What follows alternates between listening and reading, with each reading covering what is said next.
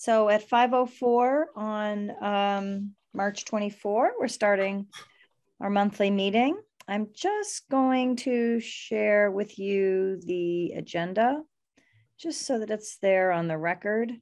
We have approval of minutes from the February 10 meeting. We have a recap of the FinCom hearing. I want to just ask about letters in favor, if we should solicit more, if it matters. A discussion of adjustment of overall estimate. This is very important. Bill has done this for us, but I would love for him to run it down instead of myself doing it. And then discussion of the site walk on Saturday. Saturday looks like rain, but it's not coming until the afternoon. So I think we are safe. And then some brainstorming for the April 6th public forum. So with that, I will just tell you, Krista and I both attended the FinCom hearing, and it was— Wait, hold on. Shouldn't we do minutes first? Oh, yes, you're absolutely right. Sue sent me some amended minutes and I sent them to you, but they were just little edits. There wasn't anything substantive. Do you agree, Sue? Just tweaks. I do. I was just clarifying names of things and so forth. Yep. So I would love a motion to— I move to accept the minutes, to approve the minutes of February. Wait, what was the date? 10th? February 10th. As amendments, as amended. Can I hear a second? Second. Steve seconds. Sue, any discussion? No, so we'll do a roll call vote. All in favor? Aye. Carlene. Sue? Aye. Harry? Aye. And Steve? Aye. Terrific. Terrific. So we'll get those off. We're all caught up to date with our minutes, which is good for us. Yay. So the FinCom hearing was, I'll just tell you briefly, it was fine. Diane, who's the chair of the CPC committee, represented us well. There was one member, and I wrote his name down, and I should have looked it up before this, who was not in, didn't seem to be that much in favor of another park. And I think by another park, he was referencing the park at, here comes Bill. He was referencing Giroux, and his question was along the lines of, why do we need another park when we have a park across the street? But in all candor, he asked Diane what the full, hi, Bill. He asked Diane what the full price would be over the various phases. She said, I don't know if anyone knows. And she turned to me. I was in the audience, and I used the number that we had started out with a long time ago, which was 1.5. There wasn't that much of a fuss about that, but I think I heard Liz and Marcia cringing on the other side of the room. So quickly wrote to Bill for an updated estimate, and Bill sent that to us yesterday, and I forwarded that to you. I think we have to correct that perception. And I would love to talk with everyone about how to do that, whether it's a letter to the CPC and the FinCom members. I'm not sure how to do that. And I'd love some thoughts about that from everyone in the group. But what's the letter trying to accomplish? We need to correct the perception that we were saying as sort of the conventional wisdom of how much this thing would cost overall over its several phases, which was in the 1.5 million range. Actually, it's in the, Bill, I'm going off my memory, but is it in the 660,000 range? 728, I'm singing the. Oh, are you? There we go. Can you hear me now? Yeah, yeah. It's 727,991, but I would caution you that these are 2021 values. Yeah. I actually have no idea where we're going with construction values, and I can simply tell you this. I've got 3 projects that are going out to bid this spring, and we're carrying a 40% contingency. Oh my I've spoken to an awful lot of the contractors out there, and they're all booked through the summer and not bidding projects, which leads me to believe that we're going to have a tough bidding scenario on our various phases. So even though I give you a number and I do give you a pretty good contingency, I'm worried about the numbers. You know, I give you 727, but under $1 million would be a safer bet. Okay, meaning saying under $1 million and leave it at that. Because it is 3 years too, so. It is 3 years. Liz, how does that sound to you in terms of just that being a little vague like that? Yeah, yeah, I think people understand, you know, with construction, I mean, no one's, you know, everyone hears the uncertainty and the instability in the construction, you know, time right now. And so people like to have some certainty around the numbers. And as soon as you say that's what people are going to assume. But so. And so that's a total in, that's like, that counts this phase one, right? Yeah, that's everything. Yeah.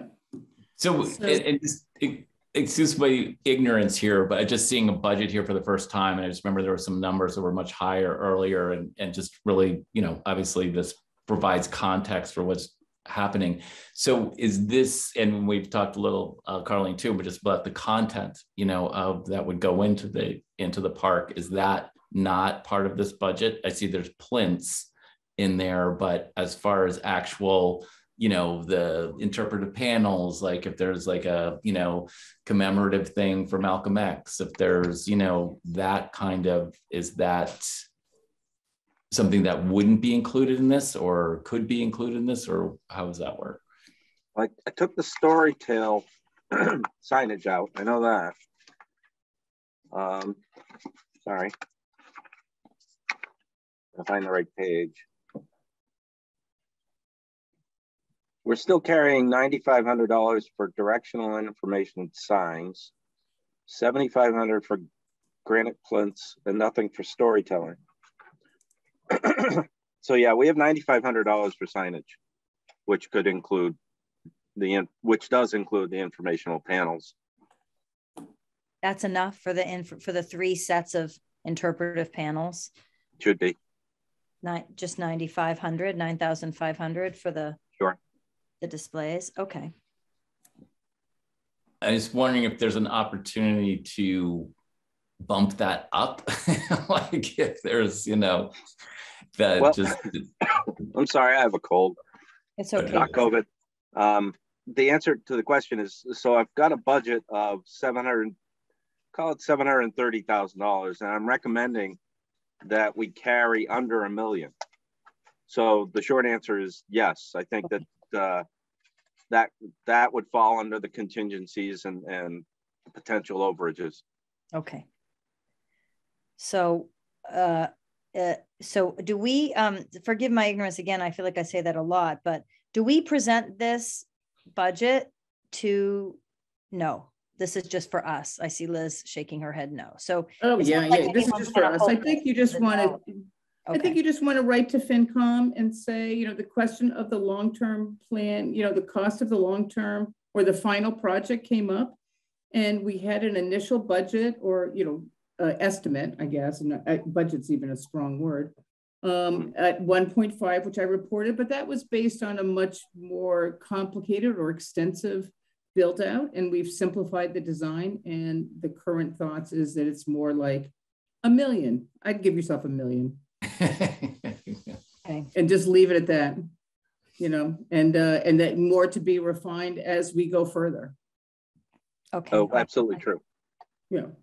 I think that's great. Steve, I saw your hand. Just a couple of paragraphs kind of thing. And I'll do that. I'll write that and I'll send it out to the group. And then if you have edits, you can send them back to me, and then I'll quickly get it off to the FinCom. Go ahead, Steve. Yeah, I appreciate seeing a line item budget. It's good background.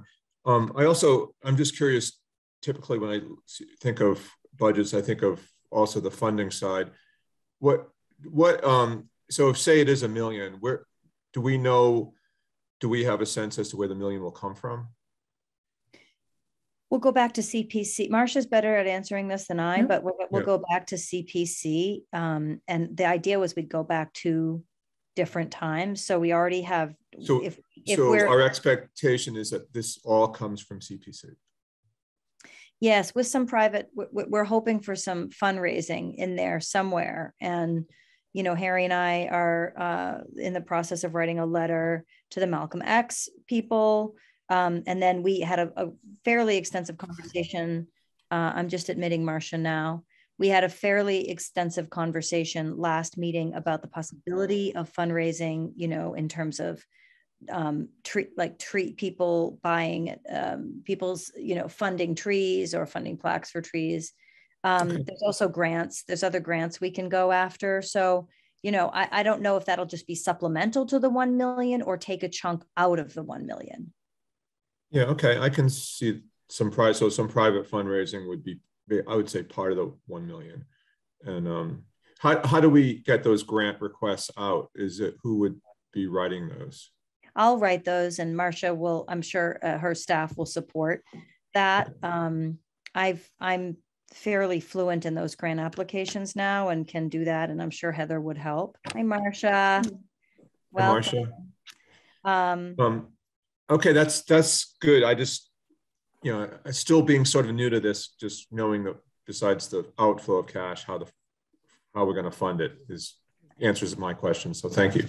And I think for grants, if and please correct me, I think when you get the grant, you have to spend it within that fiscal year. So we wouldn't apply. Well, not for private fundraising.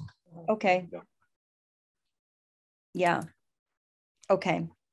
So that's good to know. So maybe we can even start hacking away at some of those, because yeah, what I was going to say is I think we sort of have to wait till we're closer to some of the finishing touches for those sorts of grants. But, you know, maybe together we can put together a list of possible grant opportunities. They've been rattled off in various meetings, but maybe we can come up with a cluster of them and work toward that. I mean, everything from the Bruce Freeman Rail Trail Group. But those aren't huge grant. That would be like a $10,000 grant to, there's a trail here. So I don't know if it would qualify for master. I mean, there's all sorts of grants out there. Yeah, if you're doing any foundation requests, I can help on putting a budget together that a foundation would probably appreciate seeing. Is there any restriction on our applying for grants, Marcia? Is there any legal stuff? I think we've got an unusual situation because the town isn't going to own the land. It's going to continue, I think, to be owned by the Concord Housing Development Corporation. So we'll have to look at what the criteria are. Sometimes municipalities are not allowed to seek certain grants. So we just have to look at the details of the ones that we can identify. Okay. Looking at the budget, is there anything that strikes anyone as worrisome or anything that you want to ask Bill while we have him on the call? Well, I do want to ask some. Oh. Go ahead, Sue, and then we'll go to Steve. Something which is, how did it get so much cheaper? Is it just that we eliminated the story walk, or is it merely a matter of actually refining the numbers from earlier estimates? You have a substantially smaller amount of pavement and the amenities that go around it, all the benches that we're going to go around it, the customized blocks, and all that kind of stuff took the amount of impervious or pavement way down. And that was really the only change that I took off of here. The amphitheater. The amphitheater is still in. Well, but it was much more formalized originally, wasn't it, Sure. Bill? Yes, it had retaining walls, and now it's pretty much just an earthwork structure. So it's mostly like getting rid of all of our cauliflowers and reducing the size of the overlooks and that sort of thing? Yep. Yep. I refined some earthwork numbers because it's all sand and gravel out there. So the amount of select fill that we're going to need, I think I cut that in half, because what you want underneath this pavement is sand and gravel, and that is what the soils are out there. Okay. So we'll probably have a lesser amount of imported specialized material as opposed to on-site material. But that was just the changes. You know, the overlooks were much larger. They're probably 3 times smaller than they were originally. Okay. So that's about all I can get you. Okay. Marcia, what I did was an updated, I don't know if you've seen it, an updated cost estimate. And it would be taking us all the way through at $730,000 more or less. But I'm telling them, because of what's going on in the economy and especially in the construction industry, that this 3-year plan really should be budgeting closer to $1 million, because I just don't know. I don't have numbers for this year and I don't know where they're coming in. Right, I totally agree. So Marcia, I'm going to write, send it to the group for a review and they can send edits back to me, but I'm going to write a letter to both CPC and FinCom saying that we've adapted and, you know, pulled the plan back to be, rather than the number that we first floated as 1.5 million, closer to $1 million, just to correct everybody's impression before town meeting. I just have one question. Good idea to do that. Yeah. Go ahead, Steve. Oh, just on the invasive species, I didn't understand how the 45,000 for 3 years became 29,000 in the budget for 2 years. So I was just curious, like, are we getting a 3rd year for free, or? I think that the original budget anticipated we were, but I don't have an answer for that right now. Could it be the in-kind stuff? Oh, that's what, yes, you're right. We anticipated that the first year would be paid for substantially by the developer of the facility who's going to donate, which leaves us with a 2-year budget. Yeah, I would just propose to put the full amount in, and then on the cash on the other side of it, show the in-kind donation as something, so that in case the in-kind donation goes away, you know, at least you have an expense of 45,000 that you need. Mm-hmm. Yeah. So that it just doesn't the in-kind just doesn't vanish. It's at least listed as an in and out. Mm-hmm. Yep, good. I think that's a very good comment. Mm-hmm. I agree. Okay. Other thoughts about the budget itself, folks? Just to reiterate, and you know, telling this is just out of not relevant or whatever, but just when we think of the purpose of the park and stuff and how we're allocating budget, that what we're really allocating that for, you know, and that, you know, as far as what if we are going to, you know, do things which are more of like for the community, which is it's on prison property and the people who are related to the prison property, and having content which supports them and is, you know, it kind of gets at the purpose of the park and some of the, you know, what this is for and what's unique to this parcel is it isn't, you know, Walden Pond. It is, you know, fairly industrial.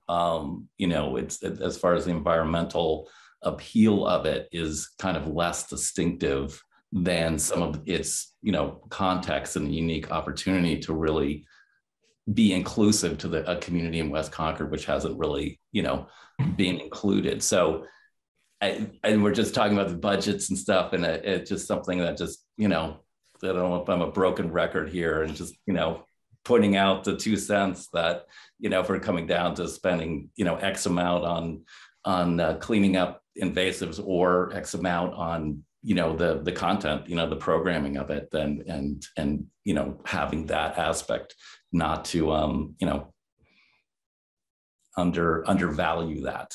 I totally agree, Harry. The one thing I would say to that is my sense is that the people who listen to us, there's a lot of buy-in when we talk about removing all the invasives.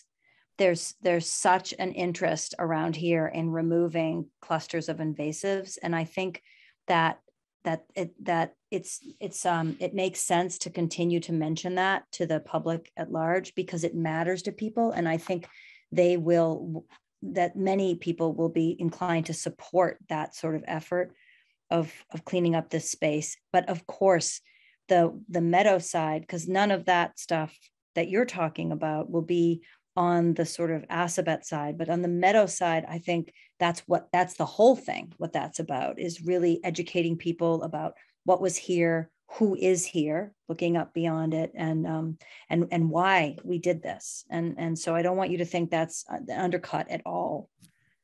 Marsha, I'd like to take up Harry's point in a slightly different way, which is we kind of have to remove the invasives, not just because people want us to, but because if we don't, anything we do will just be strangled by the invasives.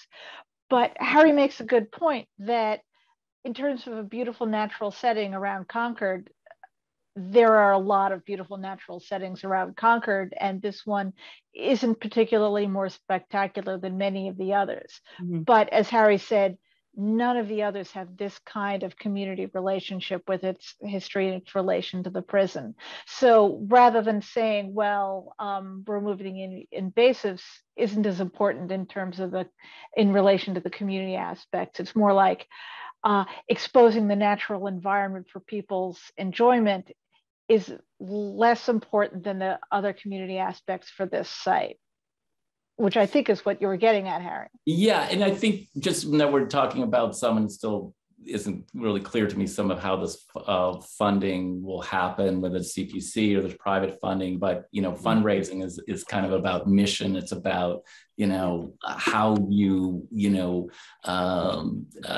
explain what this is. And I think we, talk about the uniqueness of this parcel, which is with the Civil War, congregation, people, and there is a certain, social action, justice aspect to it, that how it's kind of framed, how it's explained, what is this? And it starts with the name, and it starts with the location, and mm-hmm. And there's a balancing act there. You don't want to come out too heavy-handed. You don't want to come out, like really, that's going to kind of, people are going to be like, whoa, I don't want to, I'm not buying into, that's too much, that's like, so that balance of how it's communicated, what this parcel is, and how really we're seeing that we're positioning it as, and what, as far as funding, so that story part of it is something that I think is, just real interesting. And I think it'll be interesting to walk around the property too. I just did that yesterday with a friend who's been on some town committees and other people, and what makes it unique is it's really interesting. Go ahead, Marcia. Thank you, Harry. I was just going to add to that, or something that Harry was saying. They made me think we're restoring a habitat as well. I mean, we're trying to and trying to interpret this site as restorative for all. You look at what the initial mission for the prison had been and how it was to turn people's lives around. And some of the people who went through there did have their lives turned around. And we've got different groups, like Concord Prison Outreach and Justice for Our Neighbors, and different things that are, I forget what their acronym is, but there's the restorative circle, like when people, when kids get in trouble and then they meet and they figure out a way of restoring, making restorative justice. Restorative justice. Okay, it was right. Restorative justice. Mm-hmm. Yeah, you were right there. So I look at the removal of the invasives requires us to do that, but then to restore the environment for not just people, but for the habitat. The environment that is around there, the critters and so forth. So I think that there's some real wonderful opportunities in telling that story. I love it. Well, gosh, sounds like we should name it Restorative Park. Mm-hmm. I'm semi-serious with that suggestion. Mm-hmm. Having a name, it can do both. It's just a matter of balance. And I think that we're part of a certain kind of, socioeconomic demographic, and we're, so we're, you know, for us, and I think that's where it was really great to have Sam Williams, who was like part of this. And maybe that becomes more, you know, so as we get towards the fruition of this park and really getting the content in there too, is to bring in that other community so that it has a balance and represents the uniqueness of it. And there's a storyline in there, and it's one of balance, and, you know, yeah, restorative, it's a good word. So yeah, it's it'd be interesting to see. It's unclear to me how this plays out, just being, you know, in the committee for a while, and it's about the physical structure, and there's a lot of talk about the environmental aspect of it, which is great. But it's also, when do we balance it out more with this other aspect, and are we going to? And, you know, is that going to happen? You know, or how will it happen? And that gets into some budgeting and how it's presented and all. Yeah. Yep.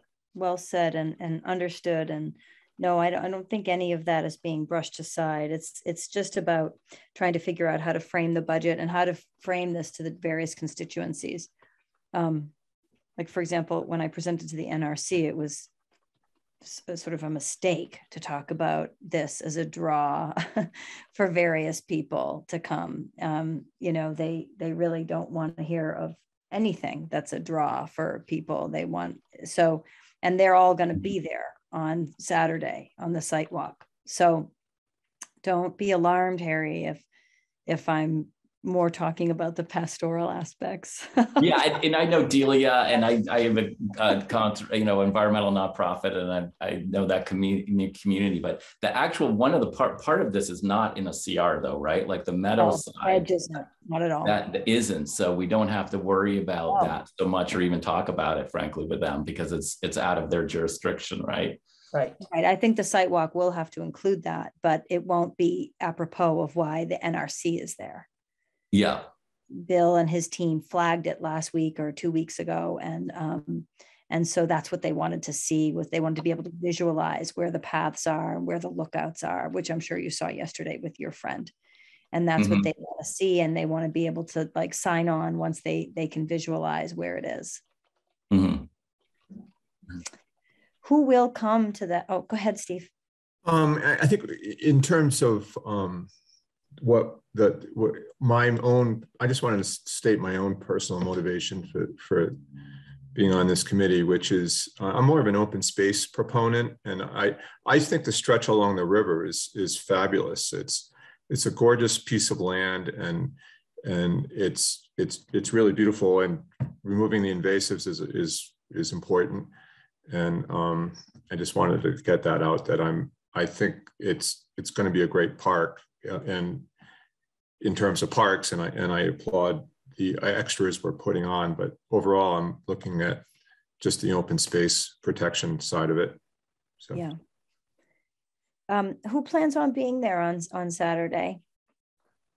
Great. Oh, that's wonderful. And Bill, are you still, I know you can't, Marcia. Bill, are you still planning on being there, or it's a question mark? Yeah, I'm planning on being there, but it is a question mark. Okay. All right. But if you're going to have a majority, you need to post it as a public meeting. It's posted. Yeah. It's posted. Okay. I haven't done, I just wasn't sure how much to publicize this, because the NRC will be there. In terms of, I didn't flyer and pamphlet everyone like Sue and I did for the public forum. Should I do a round of listserv postings for this, or let the public meeting stand for what it is as the site walk? Is the purpose of the site walk for the benefit of Natural Resources Commission?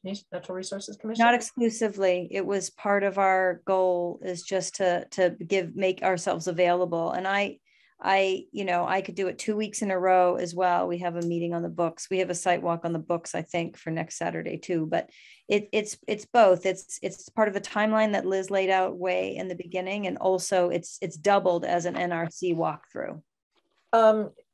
Would the CPC be at all interested in walking it again, do you think? The CPC is very supportive. It's more the FinCom. I mean, they're really lovely and supportive. It's more the FinCom that I don't know how to take the temperature of.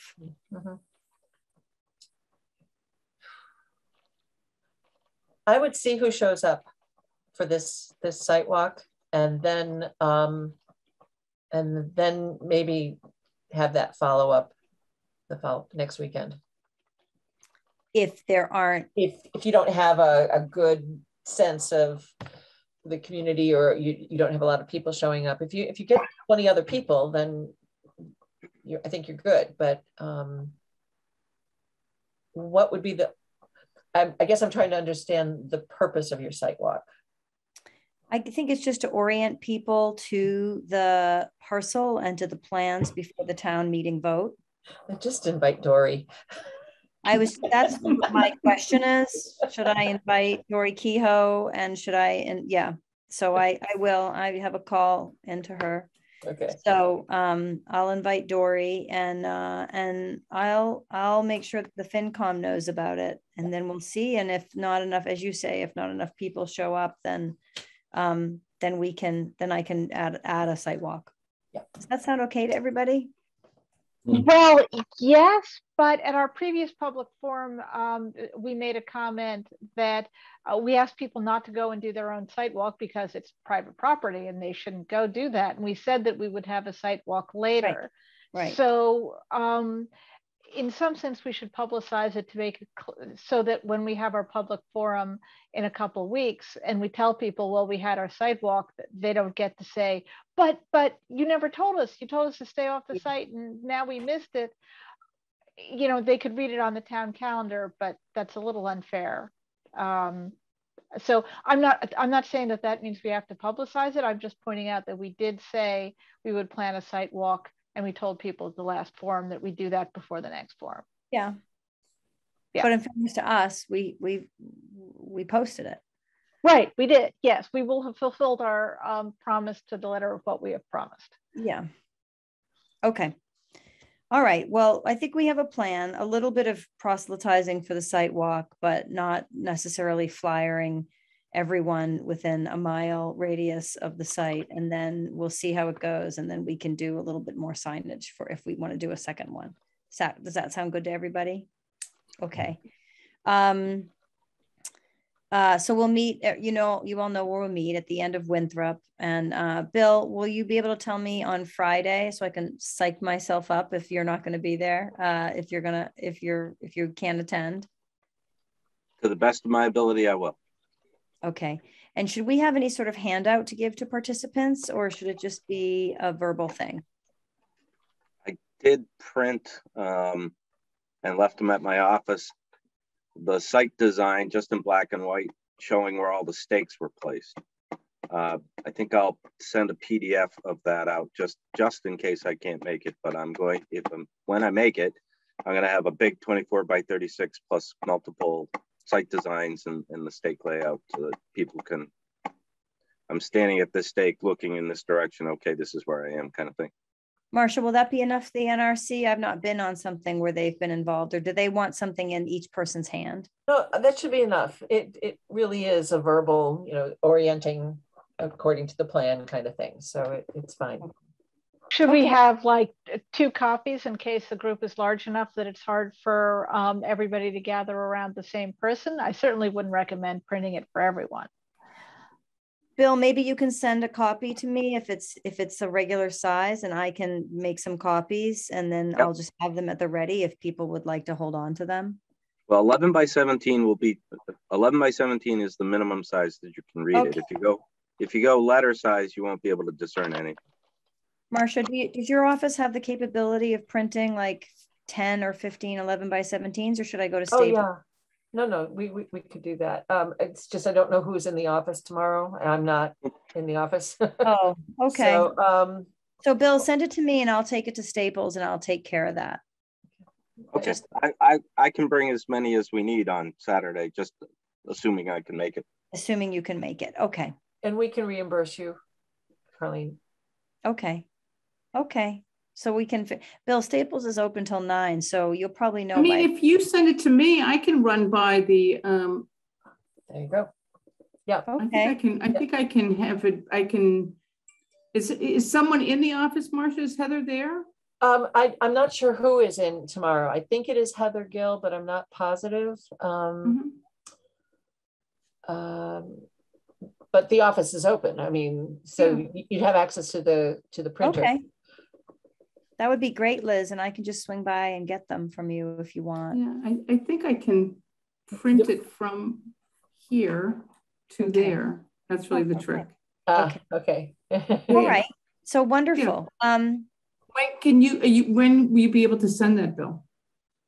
When we're done here. Perfect. Okay. Thank you. I'll try it first thing in the morning. All right. I feel like we're in good shape for the site walk. I just want to talk to you all a little bit about the public forum. It's posted April 6th. This is the second time we've done this. I feel like we pretty much know what we're doing with this. Bill is signed on to come. He'll present the new concept plan. We'll also be all of us fluent in the numbers and be able to answer any questions that come along and the changes that have been made. There will inevitably be questions about the types of native plants. It's just too early to give a final list of all of the native plants that can go on this site.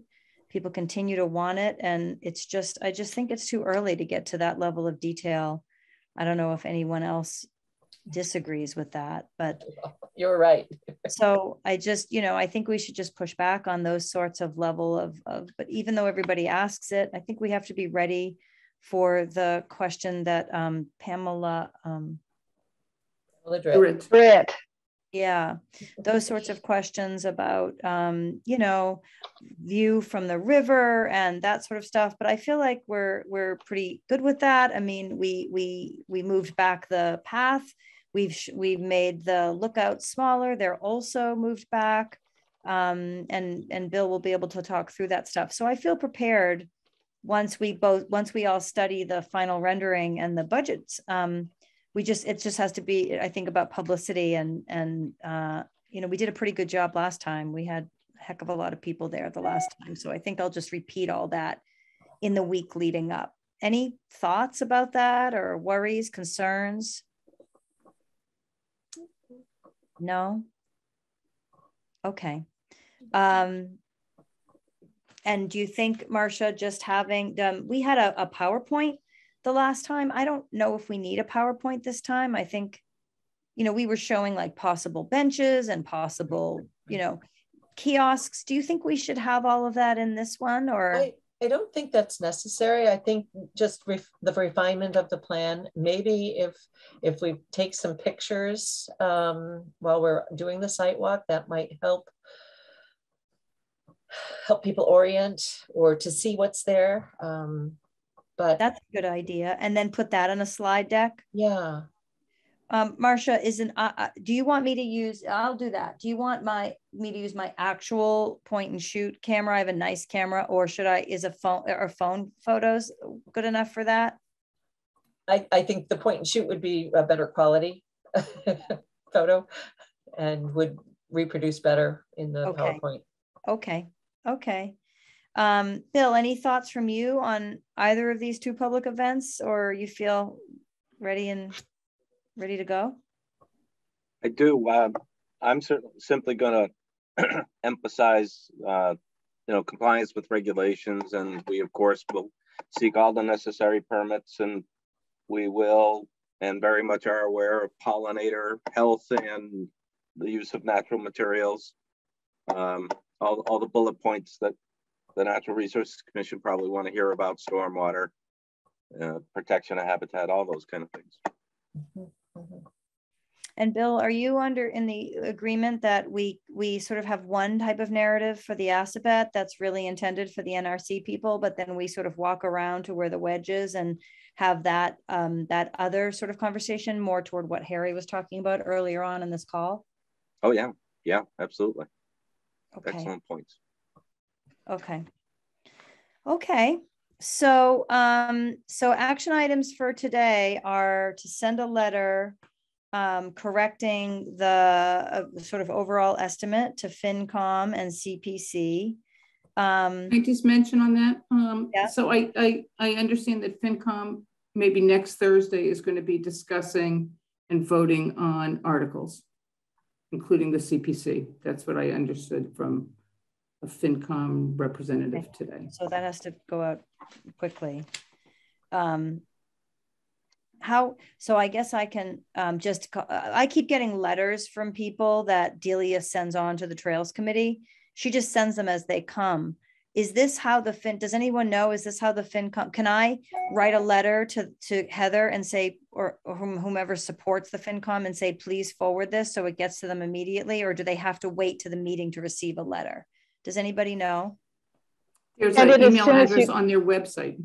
On the FinCom webpage, there's an email address, or you can send it to Christine Reynolds, who's the chair of FinCom directly. Okay, and hopefully she'll forward it on. I can send you that email if you like. That would be great. That would be great. Okay. All right. Terrific. And then the other action item is to do a little bit of proselytizing for the walk on Saturday with some key people. And then we'll see. I mean, I guess my question is, what I hesitated with this is, do we want 50 people walking around in a big mob while we're trying to talk to the NRC? Do you know what I mean? This is where I'm confused about how to do this. You want to divide and conquer. This is kind of why I suggested having more than one printout, because, for example, you, Carlene, or Bill, or the two of you could take the NRC, and then we could split the group into everybody else with an extra map to also walk around, but not in the exact same group. Mm-hmm. Marcia, were you going to comment? I think the divide and conquer is the approach I would agree with. Okay. Okay. All right. I had one more thing that the last thing that I wanted to talk about is, Liz, would you mind updating us on the status of the actual affordable assisted living facility so we can understand, because I'm sure that's going to come up, and I still don't have my mind fully wrapped around the timeline and what the status is of that. You're on hold. They are pursuing, they have a financing gap. They have a strategy. In fact, you know, I really woke up at 3 in the morning worrying about this particular item, right? I really don't do that very often. They have a financing gap, and it's of some millions of dollars. And the gap is between construction and occupancy. So it's really a bridge loan kind of situation. They are working on that. They have a plan with their bank. They have a good history with their lenders and all of that, so that they're a known organization. They are putting up collateral of 2 of their properties, and they had to wait for an appraisal to come to do that, and the appraisals were late, or you know, it took some time to get the appraisers out there. So they were due to have the appraisers on site the beginning of March. So it should be, the appraisers come on site, and then they do their report, and then they give it to the bank, and then the bank reviews it in their underwriting to see if that's sufficient for the collateral that they need for the loan. So that's the process. I don't know if they have a plan B. That's what was really on my mind last night. I don't know. But this is their current strategy. And so we hope to hear, and that's where it is. What if they've invested many years into the project? So they are, you know, they've done things, they've pushed their overhead and profit to the way end, out of the operation of the project versus taking it at the closing. Yeah. They have, you know, even putting up collateral of your other properties that are in operation for this. These are big moves that you make. These indicate your commitment to the project. Let me just say that. Yeah. So, but if they can't make it work, they can't make it work. So we'll just see how it goes. And then what language, if people ask about that, I'm not sure how to answer. Oh yeah, so that's the long answer. So the short answer is they're working on their financing.